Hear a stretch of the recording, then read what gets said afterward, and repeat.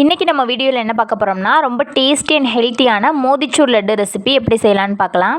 இந்த லட்டு செய்கிறதுக்கு இன்றைக்கி எந்த விதமான ஃபுட் கலருமே நான் ஆட் பண்ண போகிறதில்ல, நேச்சுரலாக தான் நான் பண்ண போகிறேன். வாங்க எப்படி செய்யலான்னு பார்க்கலாம். அதுக்கு ஃபஸ்ட்டு ஒரு கடாயில் 1 கப் அளவுக்கு சுகர் ஆட் பண்ணிக்கோங்க. அது முங்குற அளவுக்கு 2.5 கப் அளவுக்கு தண்ணி ஆட் பண்ணிக்கோங்க. அது நல்லா கொதிச்சதுக்கப்புறம் 3 ஏலக்காவை இடிச்சிட்டு சேர்த்துக்கோங்க. இந்த சுகர் சிரப் ரெடி ஆனதும் இது ஒரு ஓரமாக வச்சுக்கோங்க. அதுக்கப்புறம் ஒரு பவுலில் 1 கப் அளவுக்கு கடலை மாவு ஆட் பண்ணிக்கோங்க.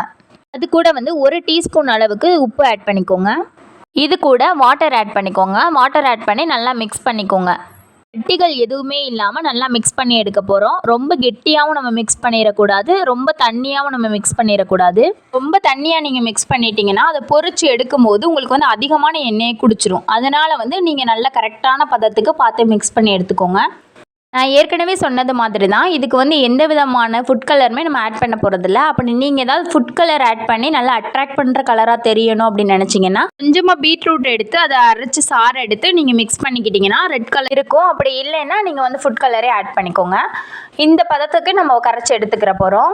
இதை மிக்ஸ் பண்ணதான் இப்போ நம்ம பொரிச்சு எடுக்க போகிறோம். கடாயில் எண்ணெய் ஆட் பண்ணிவிட்டு எண்ணெய் நல்லா சூடானதும் அதுக்கப்புறம் நம்ம மிக்ஸ் பண்ணி வச்சுருக்க இதை சேர்த்து பொரிச்சு எடுக்க போகிறோம். பொரிச்சு எடுத்ததை ஒரு மிக்ஸி ஜாருக்கு மாற்றிட்டு லைட்டாக கொரப்பாக அரைச்சி எடுத்துக்கோங்க. இந்த மாதிரி கன்சிஸ்டன்சியில் இருக்கணும். அதுக்கப்புறம் நம்ம சுகர் சிரப் ரெடி பண்ணி வச்சுருக்கோம்ல, அதை லைட்டாக ஹீட் பண்ணிவிட்டு அதில் இருக்க ஏலக்காவை ஃபுல்லாக ரிமூவ் பண்ண போகிறோம்.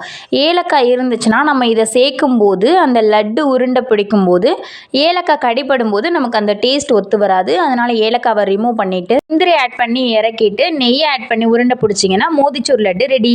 ட்ரை பண்ணிவிட்டு கமெண்டில் சொல்லுங்கள்.